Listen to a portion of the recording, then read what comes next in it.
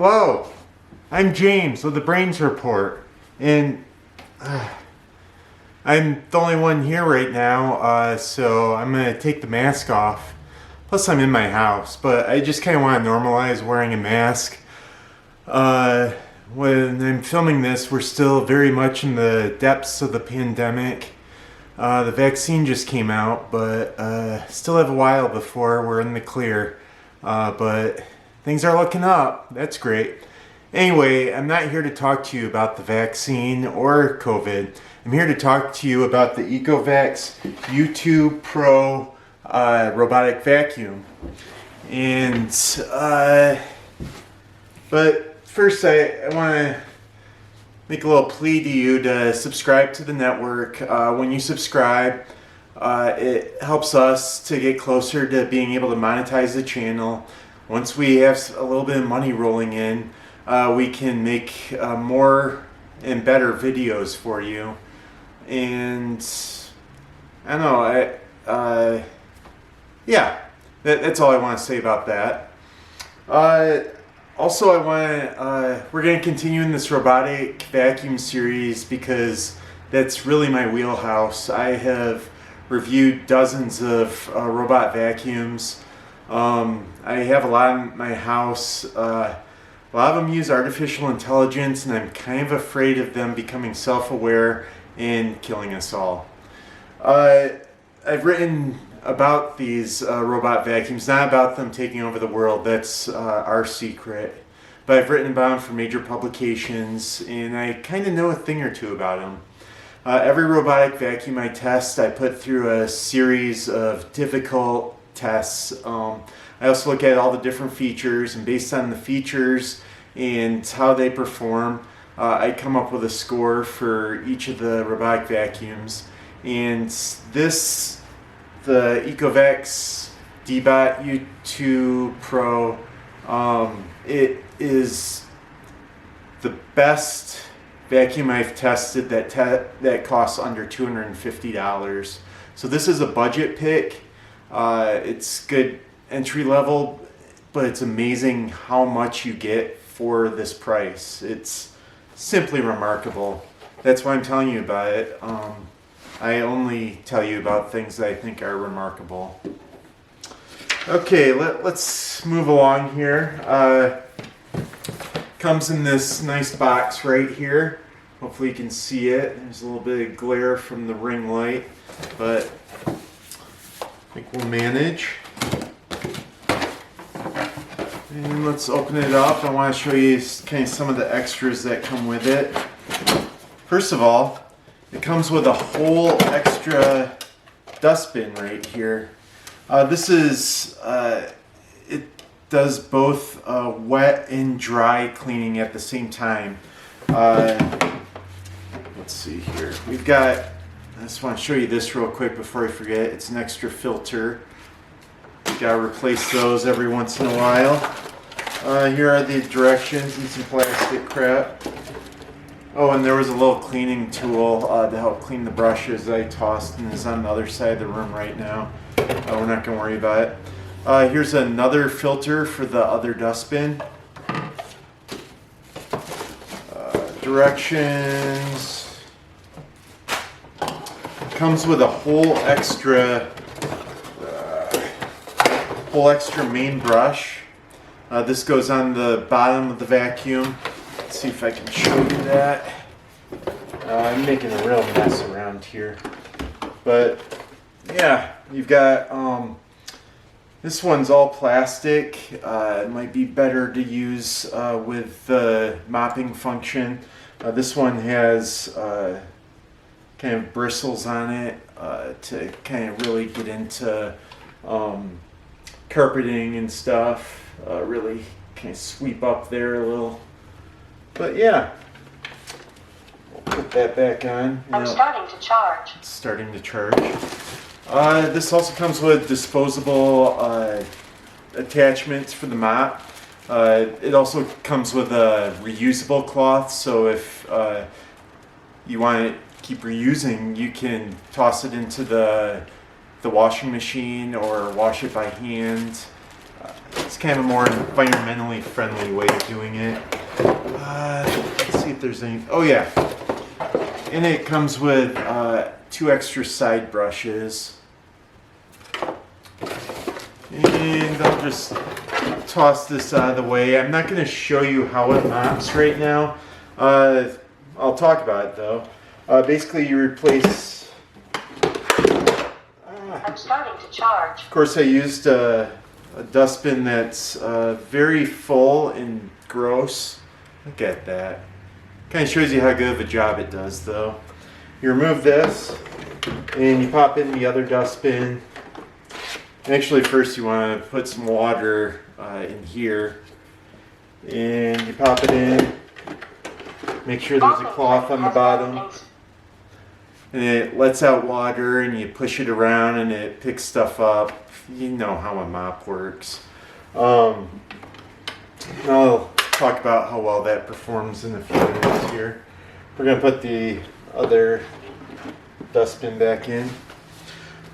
This is kind of unique though, in that it has this dustbin that both can suck up debris and also like clean with water at the same time. You don't usually have the combination like that. I'm not sure how helpful that is, but it's worth mentioning. Again, I only tell you about things that I think are worth mentioning. Let's look at the app real quick here. I should have it up on my phone. Let's see. Yeah, there we go. That is the app. I'll put it to the side here so maybe you don't get as much ring light glare. You can choose Edge, Auto, or Spot Cleaning. And we're gonna show you how to schedule a cleaning. You can see up here there's vacuum power. You can adjust the water flow level. There are 4 levels of vacuum power. Quiet, Standard, Max, Max Plus. We're going to cancel that and go down to scheduling. And let's set it up to go in, let's do a couple minutes so you can see it just get started. There we go. And you can set it to go every day or not. Make sure you save it. Bam, it should start in a couple minutes here. And yeah, that's how the app works. It's very intuitive and easy. I think it took me a total of 5 minutes to set this vacuum up, including setting it to schedule to clean. Very nice. Let's get into its performance right now. This baby killed it on carpeting and hardwood. It also did not get stuck during the tests. Did a great job with that. The thing is it did a horrible job cleaning in corners. It can't be all perfect, but it did pretty darn good, especially at this price point. It's impressive. So on the carpeting, let's get into the specifics. It picked up all the pet hair and coffee grounds. It did leave a trace of flour and just a trace of kitty litter, but for the most part, it almost got everything. On hardwood, it cleaned up everything. There wasn't even a trace of any of the materials I put out. I put out a tablespoon of flour, a tablespoon of kitty litter, a tablespoon of coffee grounds, and a bunch of pet hair on both carpeting and hardwood. And then I look at before and after pictures and compare them to see what percentage was picked up. I didn't see anything left on the hardwood. Pretty impressive. The corners, it did not do as well. I put a teaspoon of flour coming out about 4 inches from the corner, so it goes right up to the corner, up to 4 inches. And then I use a tape measure to measure how close the vacuum got to the absolute corner. And on hardwood, it did not touch the flower at all. It did not come within 4 inches of the corner. Kind of sad. Maybe it would do different if I chose edge cleaning, but it seems like something that should be covered when you choose auto cleaning, when it's trying to clean everything. Carpeting, it did touch the flower, but it was still at least 3 inches from the corner, and it only picked up about 10% of the flower, so not very impressive. When testing the mopping function of a vacuum, first of all, robot vacuums tend not to do very good at mopping. It's kind of just running a little bit of water across your floor. You would do you'd still need to do like a regular mopping job once in a while with like the pole, or I guess it's starting to show that I never mop. I'm just never got into the mopping scene. I'd see my friends doing it and it looked like they were having a lot of fun, but I never really got into it. But to test mopping, I pour some Tang, I spread it out on linoleum, and I give it about a day to dry. So it's on there, caked on there, and then I run a few cycles of the robotic vacuum with the mop function over it. And this baby didn't really do anything. It went over it, but there was just as much dried Tang there as when I started. The astronauts would be sad. Another negative with this is it's kind of loud. It's not horrible, but it's louder than your average vacuum, which tends to be common with vacuums that perform well, like this one. On high power, it was 68 decibels, which is a little bit quieter than your average city traffic. On quiet mode, it was still 62 decibels, which is louder than normal conversation. I used a sound meter, which I placed about 12 inches from the vacuum as it was running, to get those readings. One other thing is, oh crap, I'm noticing it did not start running. Maybe I might keep talking and see if I can see why it didn't start. Yeah. Oh, I know, because I was off by 2 hours. So user error. A lot of these vacuums seem to run into user errors when I'm testing them. I'm not quite sure why that is. Anyway, I don't blame myself for it. Mopping plate has been installed. I'm not sure why it told me that, but it's starting now that I have the right time. I can't remember how loud I said it. I'm going to stop it. Cancelled. But as you can see, the schedule works.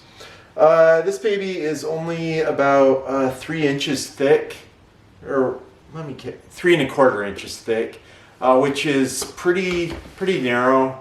It's not the narrowest, but it should get under a lot of low clearance furniture. I don't have anything close to it, but if you do, keep it in mind, 3¼ inches high.